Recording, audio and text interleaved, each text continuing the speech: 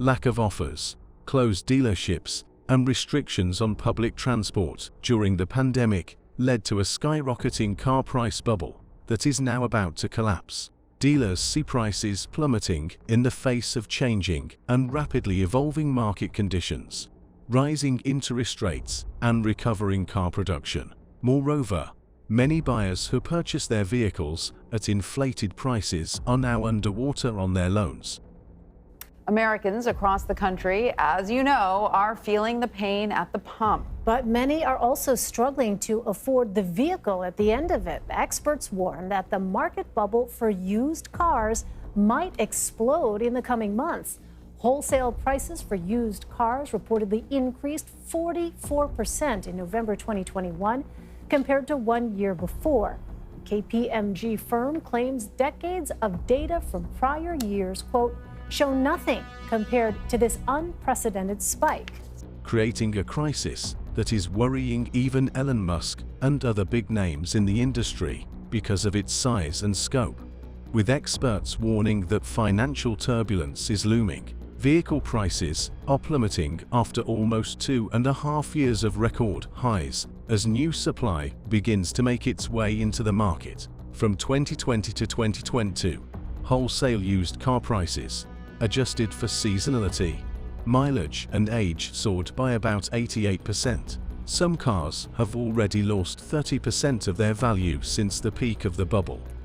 And in some cases, they're just absolutely shocking. But, of course, it was almost a week ago we got that CarMax report, and the stock was absolutely slaughtered. I just don't want folks to forget about that because we're going into earnings season coming up. We're going to get results from a Carvana and an AutoNation. And that CarMax report, I think, was very disturbing. So let's pull out some stats here. And we're getting a lot of weakness in the used car market. And a lot of this data comes from Manheim, noting that wholesale used vehicle prices fell 2.3% from August in the first 15 days of September. So prices are really starting to come down here, as I think a lot of would-be buyers are balking at some of the interest rates they're getting on these loans, in many cases above 7%.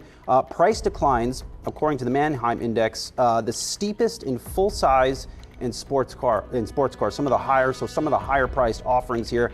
And we have that Manheim chart too. Now, of course, we saw a big spike in used car vehicle prices around the pandemic as everybody needed a car. They wanted a car. They were out there traveling more. They were doing staycations or just staying home. Now, they also, when they started to return to the office, they went out there and bought cars. They didn't want to take public transportation. But now all those dynamics, I would argue, are no longer in play at the extent they were. Now we're seeing prices come down alongside of a slowing economy. And although some highly sought after vehicles are still priced above retail, industry analysts say the value of second-hand cars is returning to pre-bubble levels. Changes in market trends are also affecting the price of used vehicles. For example, if consumers become more interested in new electric vehicles, used vehicles with internal combustion engines may experience a drop in demand and thus in price. The global shortage of microchips has affected the production of new cars, leading to a decrease in the supply of used vehicles. As a result, some consumers have had to keep their current vehicles longer, reducing demand for used vehicles. Incentives to purchase new vehicles. 7.1 million cuts in production in vehicles. What does that mean? What percent for the industry really is this? That's a huge component of the global auto production. Here in the United States, for example, we sell about 16 or 17 million cars a year, if that gives you some perspective. What this study shows is that the chip crisis is really far from over. We're going to see this rolling into next year, deeply into next year, and we're already seeing some of the kind of really stalwarts of the auto industry who've managed to be unscathed or mostly unscathed, like Toyota, start to now close plants because they just can't get any chips. And the switch to more fuel-efficient vehicles are among the factors contributing to the price slump in the used car market.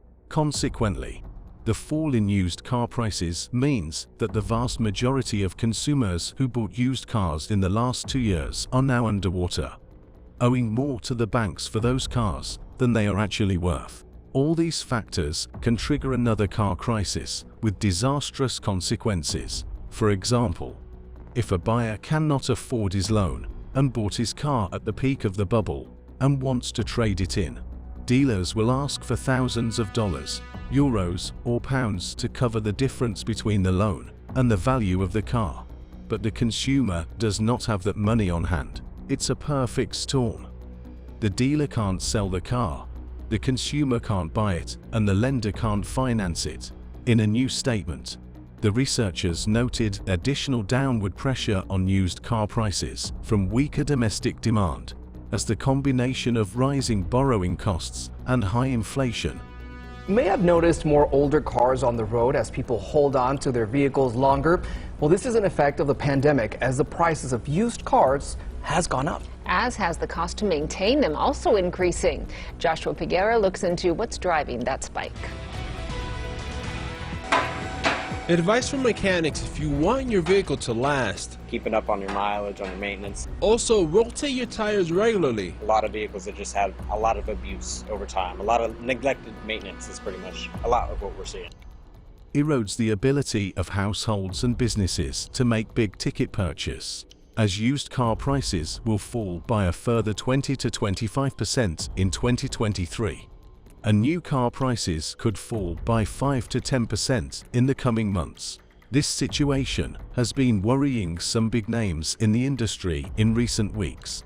Major investors, including Elon Musk and Cathie Wood, agree that disaster is looming.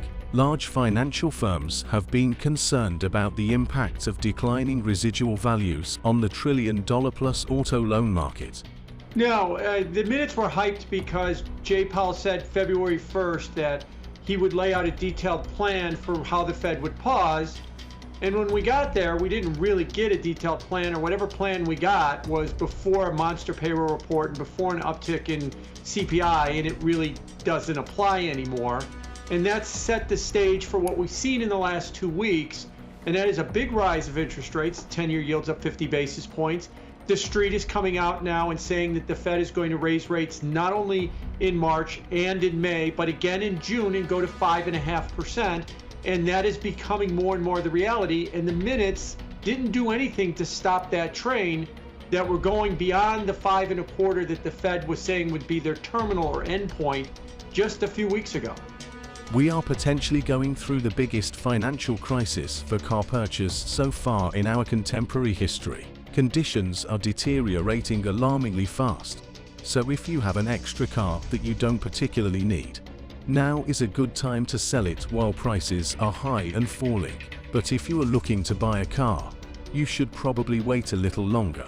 With used car prices falling by around 2% a month, the value of anything you buy right now is going to melt like an ice cube in the sun, and we're sure the last thing you want is to get caught up in this colossal mess.